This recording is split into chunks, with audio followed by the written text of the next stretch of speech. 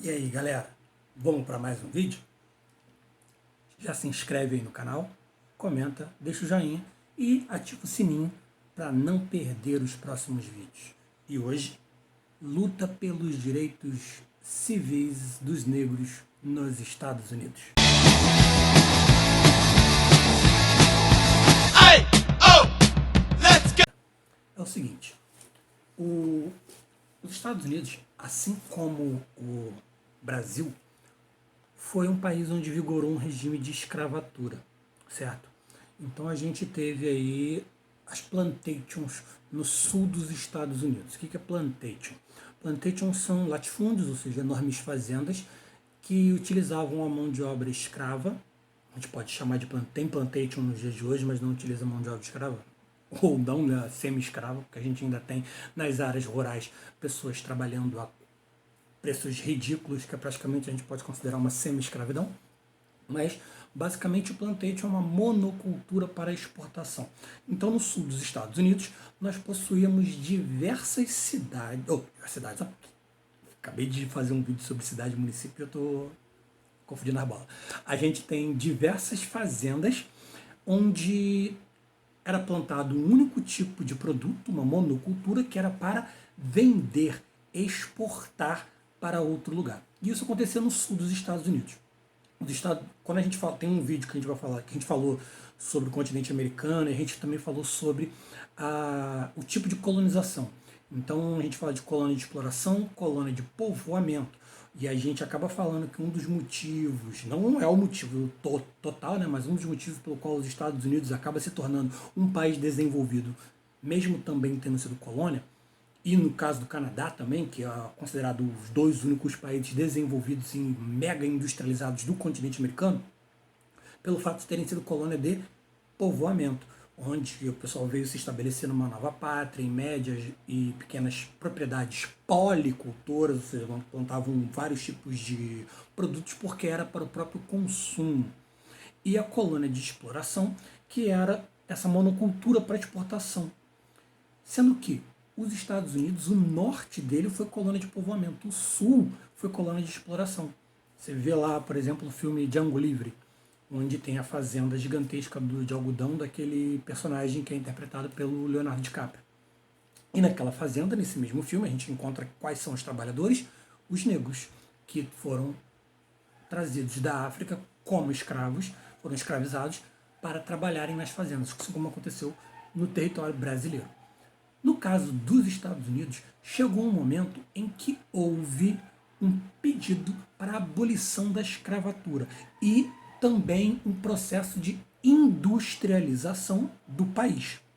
Esse processo de industrialização do país e a abolição da escravatura era liderada pelo presidente Abraham Lincoln. Só que o sul dos Estados Unidos, escravocrata, rural, não queria por fim a escravatura. E pensaram até mesmo em se tornarem um país independente do restante do norte. O norte não foi muito com a cara disso e houve o que a gente conhece como a Guerra de Secessão, guerra de separação entre o norte e o sul dos Estados Unidos, onde o norte venceu e pôs fim à escravatura. Muitos negros receberam terras e a escravatura acabou, porém, todavia, entretanto, mas, contudo, o preconceito e o ódio, principalmente da galera do Sul, não chegou ao fim. E aí a gente teve a promoção de diversas leis segregacionistas, separatistas, leis que em alguns livros você vai conhecer como leis Jim Crow.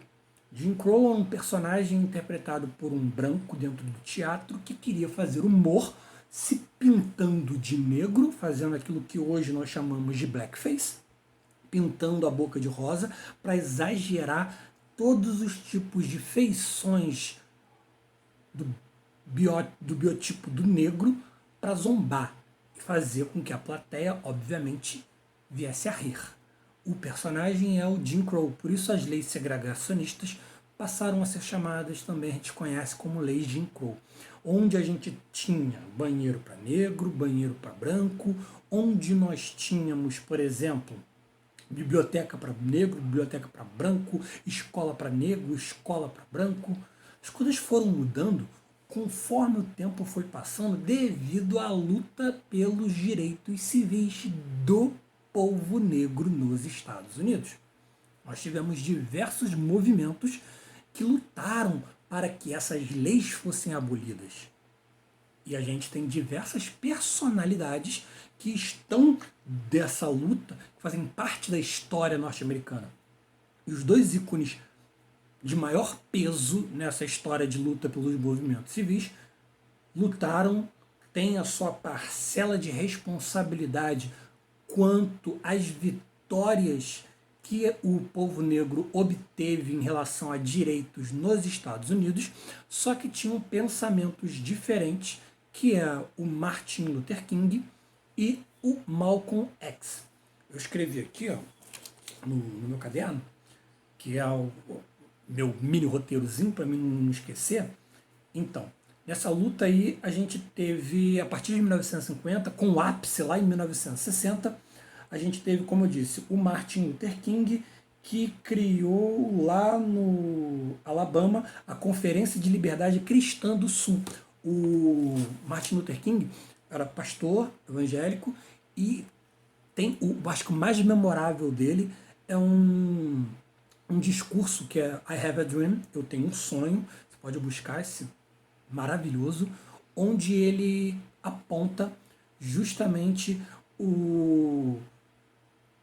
a revolução pacífica, onde ele imagina um mundo onde negros, brancos, indígenas, não importa a sua cor, não importa o seu credo, estarão de mãos dadas em conjunto para a promoção de um mundo melhor, um mundo mais digno, um mundo onde todos se respeitem como iguais.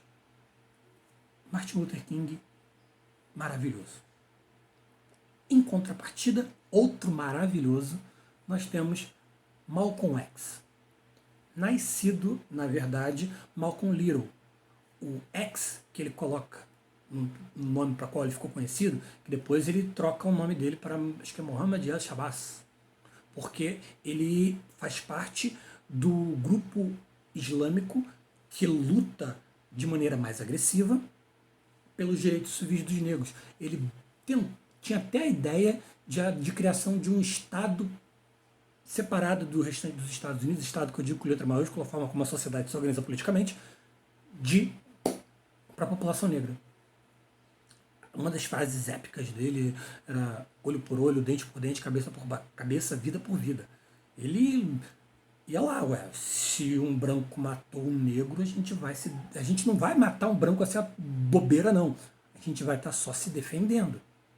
A gente está fazendo justiça. E olha só, é justiça. Agradeçam por não ser vingança. E ele fala isso relembrando o tempo de escravatura e a falta de direitos civis que o negro ainda possuía no território norte-americano. O X, como eu estava falando, é tipo matemática. Quando você está em matemática, você tem, tipo, vou encontrar o valor de X. Encontrar esse valor de X, ele é uma incógnita. Então eu não sei ainda o valor de X. O X do Malcolm era justamente porque ele tinha um nome do qual era um nome branco. Como assim um nome branco? Historicamente, os escravizados de uma família branca recebiam o sobrenome dessa família branca. E aí, no caso, os negros eles perdiam a identidade real do que eles são, qual família eram do continente africano. Por eu não saber essa identidade, ele coloca o X, o X, Malcolm X. Acho que até o professor Xavier dos X-Men e o Magneto, eles meio que são as representações do Martin Luther King, dessa ideia de existência pacífica entre, no caso do Xavier, humanos e mutantes, aqui no caso do Martin Luther King, de todos os povos, e o Magneto, mais radical, igual o Malcolm X, que o Magneto funda, né, Genosha, Tem a ilha não, o asteroide M nas histórias, que ele vai fazer uma comunidade só para mutantes. Então, eles meio que são colocados. Até porque a X-Men é uma representação da luta pelos direitos civis de todas as minorias. Porque em 1950, 1960, não era só os negros que estavam brigando por maiores direitos. Gays, o movimento hippie, também estavam nessa luta aí para melhoria da qualidade de vida dessa população, que não tinha tantos direitos quanto, no caso, os brancos norte-americanos. Tanto Martin Luther King quanto Malcolm X morreram assassinados a tiros. Viraram mártir. Além deles, muito conhecido também, nós temos o movimento Black Power, Black's Beautiful, onde a gente tinha esse movimento mostrando quão não se envergonhem por ser negro. Aquele que zomba do teu cabelo, que falou que teu cabelo é ruim, teu cabelo é maravilhoso, teu cabelo é lindo. E aí, é aquele movimento onde as mulheres pararam de alisar os cabelos e deixaram seus blacks crescerem, usavam tranças, usavam todos os aparatos enquanto negro africano, valorizando a beleza natural que eles possuíam e não tentando alisar os cabelos e tentar parecer com a estética de beleza que era parâmetro, que era uma estética de beleza do branco norte-americano. E a gente tem, famosíssimo, o movimento dos Panteras Negras, que era basicamente um grupo militar, militar é exagero, mas era um grupo armado, uma frente armada que eles faziam uma guerrilha urbana para, se aproveitando das leis em relação ao porte de armas, por exemplo, de determinados estados dos Estados Unidos, para evitar as ações policiais agressivas ao negro nos Estados Unidos. Conforme a gente viu hoje em dia ali as manifestações que estão ocorrendo nos Estados Unidos devido ao assassinato de George Floyd por um policial branco que botou o joelho no pescoço dele, sufocou ele até a morte, sendo acusado de ter passado uma nota de $20 falsa dentro de um estabelecimento. Ele provavelmente não passou essa nota e mesmo assim foi agredido daquela forma grotesca que gerou essas grandes manifestações. Provavelmente, se tivéssemos assim, tipo, o grupo de Pantera Negras da época, ali naquele momento, eles sairiam do carro armados e tentariam impedir que aquela coisa que estava acontecendo ali acontecesse. Uma outra coisa que eu pulei, que eu vi aqui rapidinho, que era não ter falado lá em cima, o fim da Guerra de Secessão, ele criou, na verdade, Nathan Bedford, ele é o responsável pela criação de grupos que eram a favor da manutenção da escravatura no Brasil, por exemplo, nos Estados Unidos. Ele criou a Ku Klux Klan, que é um movimento que mistura religião cristã e, na verdade, um grupo paramilitar, né? Eles são um grupo paramilitar que mistura esse paramilitarismo com essa ideia de religião, produzindo fanáticos, onde eles, depois de um tempo, passaram a ter aqueles capuzes que eles colocavam, os símbolos deles, né? Aquele capuz tipo um fantasma e as cruzes que eram queimadas para tentar afugentar os negros. Tem uma canção que é Coisas Estranhas, eu não lembro, Stranger Things, não é a série não, é uma canção assim que falava sobre frutos estranhos, Stranger Fruits, um negócio assim, que falava de estranhos frutos que amanheciam em determinadas árvores, referindo-se a negros que amanheciam enforcados pela Ku Klux Klan para tentar afugentar a população negra que reside no bairro onde estava acontecendo aquela coisa horrorosa. Então, voltando às Panteras Negras, então, como eu estava falando, era um grupo de guerrilha militar comunista, com ideias comunistas, né, que lutou bastante pela luta dos direitos civis dos Estados Unidos e foi colocado como alta periculosidade nos Estados Unidos pelo FBI. O Stan Lee, ele diz que não, mas o personagem Pantera Negra, que é o primeiro super-herói, não herói com poderes, é o super-herói negro que a gente tem nos quadrinhos. É o Pantera Negra mesmo. Lá em 1960 ele foi criado, na mesma época que surge o movimento dos Panteras Negras. Então ele fala que não tem nada a ver, mas o primeiro herói negro aí, o Pantera Negra de Wakanda para sempre, foi criado aí nesse momento como o primeiro super-herói negro dos Estados Unidos. Mostrando aí que a Marvel já buscava representatividade desde muito tempo atrás, principalmente no ápice da luta pelos movimentos civis nos Estados Unidos. E a gente encerra aqui, o vídeo já ficou maior do que eu queria, 15 minutos. Quando eu vi que estava chegando a 10, eu pensei, vou encerrar com 10.